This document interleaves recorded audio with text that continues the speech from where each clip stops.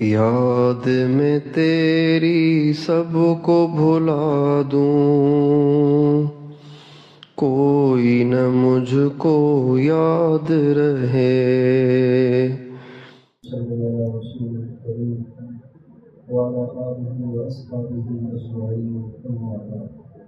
آپ تمام بچوں کے سروں پہ دستار اور پگڑی دیکھ کے دل بہت خوش ہوا۔ اللہ کرے ساری زندگی یہ دستار آپ کے سروں پہ رہے۔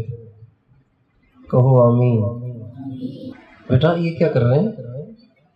اللہ تعالیٰ نے حافظ کی بڑی فضیلت رکھی ہے، اور حافظ اللہ تعالیٰ کے ہاں بہت عزت والا ہے، رتبے والا ہے۔ بس اس میں اگر حافظ کے پاس اگر تقویٰ بھی ہو، یہ بھی ہو، تو پھر یہ نور علی نور ہے۔ یعنی اگر حافظ میں تقویٰ ہو تو یہ حافظ بہت بڑا اللہ والا ہے۔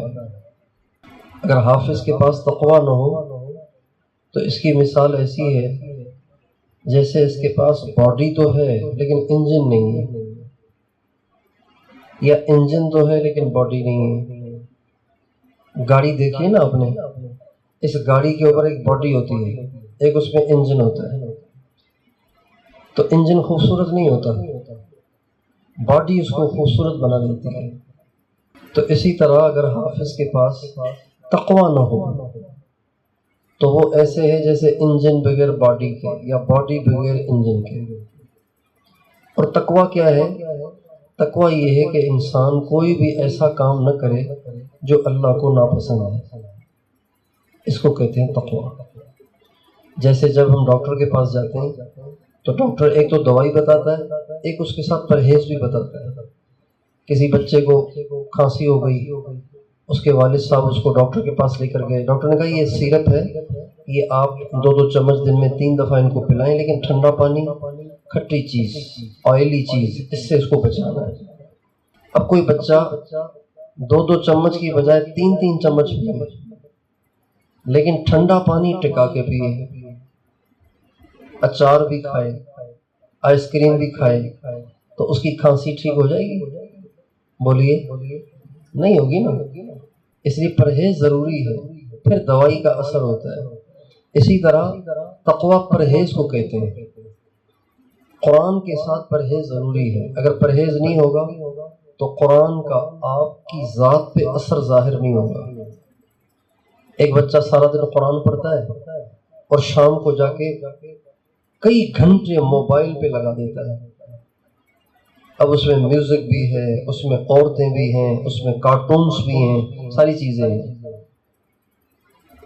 6-7 گھنٹے قرآن پڑھا، 2-3 گھنٹے جا کے اس نے موبائل پہ لگا دیے۔ اس کو قرآن سے فائدہ نہیں ہوگا، اس لیے کہ دوائی کھا رہا ہے، پرہیز نہیں کر رہا۔ اور پھر پتہ کیا ہوگا؟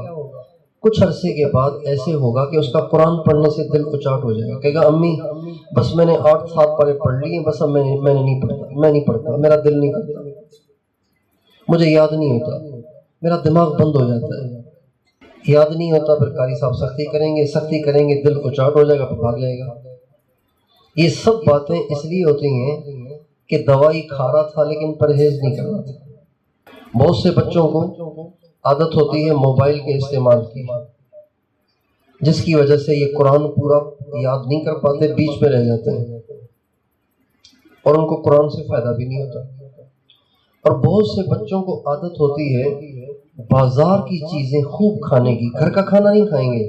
امی بیچاری کتنی مشقت سے روٹی بناتی ہے، سالن بناتی ہے، وہ نہیں کھائیں گے۔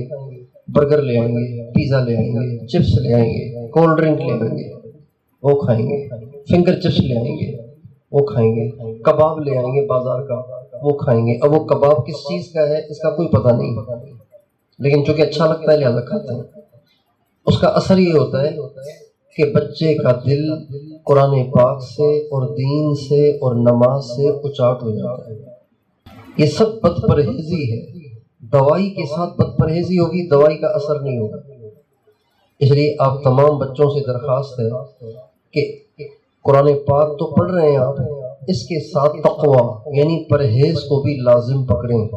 ضرور کریں، خاص طور پر ان دو چیزوں سے، موبائل اور باہر کی چیزیں۔ آپ کو برگر زیادہ پسند ہے، امی سے کہو بنا دیں، باہر کا مت کھائیں، اور اپنے آپ کو عادی بنائیں فروٹ کا، جوس کا، پیکنگ والے جوس نہیں، فریش جوس۔ امی سے کہیں کہ آپ کو جوس بنا کے دیں، سیب کھاؤ، کیلے کھاؤ، امرود کھاؤ، مالٹے کھاؤ، بادام کھاؤ، اخروٹ کھاؤ، یہ چیزیں کھاؤ۔ اگر آپ کار کے اندر مٹی کا تیل دیکھا ہے آپ نے؟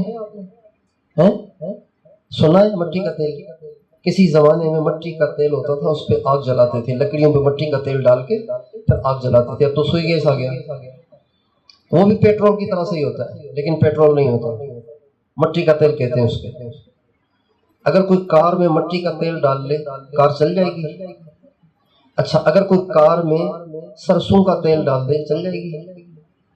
اچھا، اگر کار میں کوئی زیتون کا تیل ڈال دے، والتین والزیتون، قرآن میں تذکرہ ہے اس کا، حدیث میں بھی تذکرہ ہے اس کا، کل الزیت وادہنوا بہ، زیتون کا تیل کھاؤ بھی اور اس کی مالش بھی کرو، ہمارے نبی کا ارشاد ہے، تو وہ تو بہت بابرکت ہے۔ شجرۃ مبارکۃ لا شرقیۃ ولا غربیۃ، یہ سارا زیتون سے متعلق ہے، تو زیتون کا تیل تو بہت برکت والا ہے۔ اگر آپ کار کی ٹینکی میں زیتون کا تیل ڈال دیں گے، کار چلے گی؟ بولو، نہیں چلے گی۔ کیوں نہیں چلے گی؟ اس لیے کہ کار کو یہ چاہیے ہی نہیں، کار کو وہی چاہیے جو اس کو چاہیے۔ انسان کے جسم کو چپس نہیں چاہیے، انسان کے جسم کو فنگر چپس نہیں چاہیے، انسان کے جسم کو برگر اور پیزا اور کولڈ ڈرنک نہیں چاہیے، انسان کے جسم کو چاہیے وٹامنز، طاقت والی چیزیں، اور طاقت سالن میں ہے، روٹی میں ہے، گوشت میں ہے، پھلوں میں ہے، سبزیوں میں ہے۔ سموسے میں کوئی طاقت نہیں ہے، پکوڑے میں کوئی طاقت نہیں ہے، اس میں صرف چسکا ہے بس۔ اگر آپ ساری زندگی صرف پکوڑے کھائیں تو آپ کی صحت اچھی رہے گی؟ بولو، خود بھی پکوڑے ہو جائیں گے، کالے کالے ہو جائیں گے بالکل۔ اس لیے اچھی اچھی چیزیں کھاؤ، یہ اللہ کی بشین ہے، اللہ کی امانت ہے، اس میں وہ ڈالو جو اس کو ضرورت ہے۔ اس کو دودھ کی ضرورت ہے، اس کو فریش جوس کی ضرورت ہے۔ آپ کو اللہ نے بکری دی ہے، آپ روزانہ اس کے سامنے بادام ڈالتے ہیں، وہ کھائے گی؟ بکری بادام کھائے گی؟ بکری کو تو گھاس دو بھائی، ورنہ وہ مر جائے گی، سوکھ کے کانٹا ہو جائے گی۔ اگر آپ اس کے سامنے مرغی کا گوشت رکھیں، روسٹ، باربیکیو، بکری کے سامنے رکھیں، وہ بکری کھائے گی؟ کیسے کھائے گی؟ اس کی غذائی نہیں ہے وہ۔ تو اس لیے آپ سارے کے سارے بچے ان دو باتوں کی نیت کریں، موبائل سے پرہیز کریں گے اور باہر کی غذاؤں سے پرہیز کریں گے۔ جب یہ دو کام آپ کریں گے نا تو آپ خود بخود نیک ہونا شروع ہو جائیں گے۔ آپ کی فجر میں بھی آنکھ کھلے گی، قرآن میں بھی دل لگے گا، آپ کو سمجھانا نہیں پڑے گا بیٹا کل چھٹی تھی، آج تو چھٹی نہیں ہے، آج تو جاؤ، کیا ہو گیا؟ نہیں امی بس مجھے آج پھر چھٹی کرنی ہے، یہ کبھی نہیں ہوگا۔ آپ کہیں گے امی جلدی کرو مجھے دیر ہو رہی ہے، مجھے پہنچنا ہے۔ اگر یہ دو کام کر لو، موبائل سے بچو اور باہر کی چیزوں سے بچو، یہ چٹخارے ہیں، چسکے ہیں، اس کا کوئی فائدہ نہیں ہے۔ ٹھیک ہے انشاءاللہ؟ ہمارے نبی نے یہ چیزیں نہیں کھائی ہیں، ہمارے نبی نے سادہ سادہ غذائیں کھائی ہیں اور اسی کی ترغیب دی ہے۔ اللہ تعالیٰ سے دعا ہے کہ اللہ تعالیٰ آپ تمام بچوں کو حافظ قرآن بھی بنائے، عالم قرآن بھی بنائے، عاشق قرآن بھی بنائے اور مبلغ قرآن بھی بنائے۔ لا الہ الا اللہ۔